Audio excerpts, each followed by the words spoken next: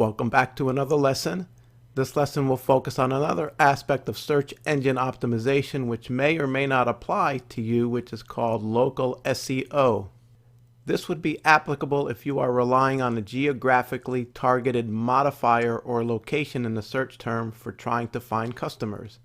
This is when the location, which could be a city name or a certain area, let's say the Bronx or North Detroit or New Orleans French Quarter, becomes part of the search term.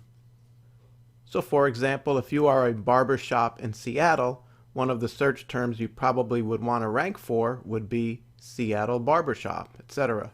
It's mostly applicable to brick and mortar businesses with a physical location.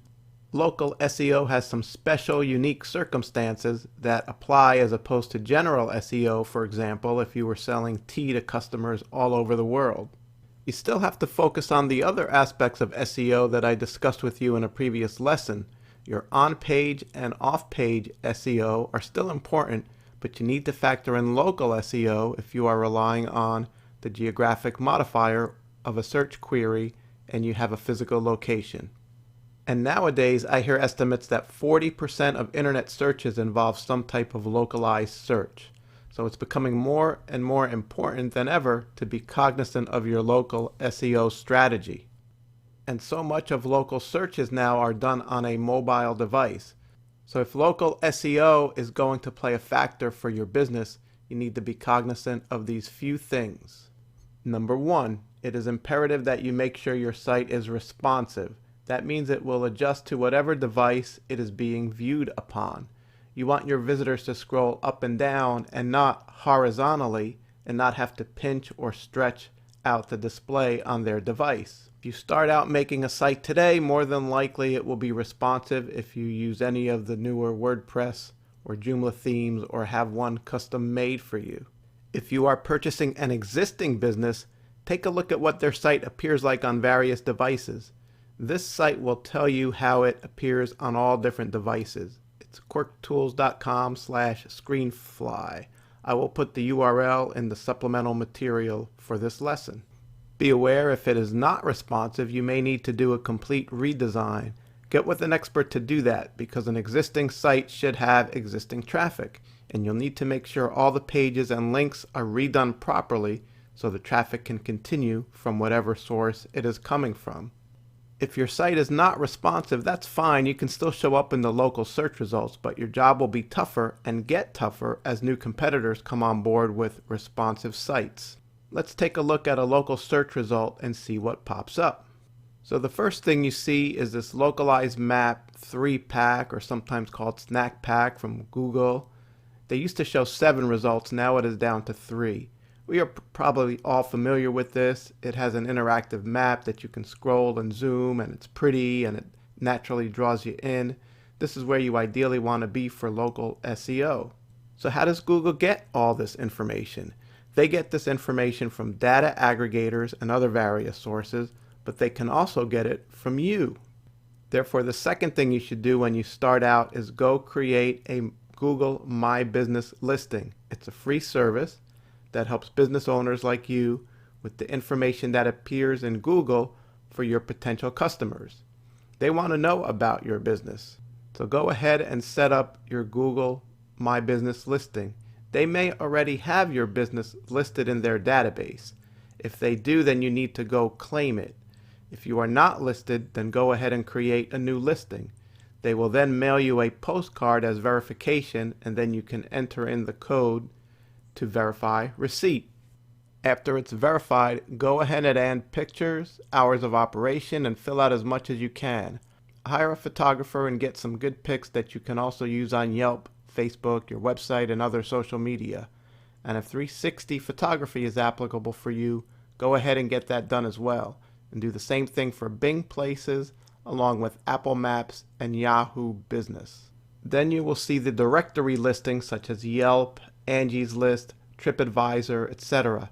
After that will come the organic search results where your general SEO comes into play. So the third aspect of local SEO that you should focus on is creating what's called citations. A citation is information listed on the internet about your business that includes 3 pieces of information, sometimes known as NAP. NAP, or name, address, and phone numbers. Sometimes it may or may not include a link to your website. Adding your name to various directories is a way to create a citation. Focus on your local city directories along with any industry-specific ones you can find. This is a task you can outsource to someone or perhaps do it yourself on your downtime. Come up with a list of them and knock out 3, 4, 5 a day, whatever works for you. It is imperative that you keep a spreadsheet or some type of list to know which ones you've submitted to, along with the login information and password. That way, if your phone number changes down the road or your address changes, you'll be able to make all the necessary updates. Make sure you keep a consistent name when you submit to all your local directories. So if you're starting out a coffee and tea shop, for example, this is not what you should do. Have various listings for John's Coffee and Tea Shop. You should be consistent as much as possible in the address as well.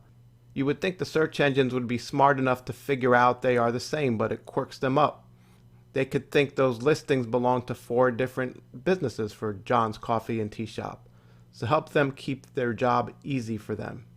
Even your address should be as consistent as possible. 123 Main Street abbreviated is different from 123 Main Street spelled out. This could cause problems for you down the road. And you should also fill out the same citation information on Facebook, LinkedIn, Twitter, and all the other social profiles that you use. This website right here has a list of some major directories where you can add your business along with its information. I will also reference the link in the materials as part of this lesson. The 4th aspect of local SEO comes down to reviews. Reviews are a major aspect of how potential customers will evaluate your business, and it is also a big factor in what results pop up in the local search results. The best way to get reviews is to ask your customers for reviews, but do not incentivize them. Do not pay for reviews. Email your customers with autoresponders if you have a system to do that as gentle reminders. Just like I'm going to ask of you now, if you could be so kind enough to leave me a review for this course, it would be greatly appreciated.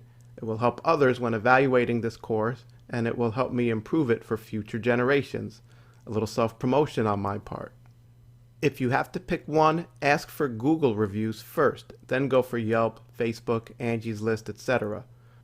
Google will naturally favor their own platform for SEO purposes. But if your customers are mostly on Facebook, that's fine. And the more informative and detailed the review, the better. A review that reads, "Awesome service" is not as good as "Joe's Barbershop provides great haircuts for men at a reasonable price." The 5th and final thing you should also focus on, which is an aspect of on-page SEO, would be the keywords that should appear on your website. Make sure your site has some local geo-targeted keywords in the copy of the pages that appear on your site for what you think searchers would be searching for. If you are a barber in the French Quarter of New Orleans, these may be examples of some of the keyword phrases that you would want to optimize for. So that will wrap it up for discussion on local SEO, and we will continue on to the next lesson. Thank you.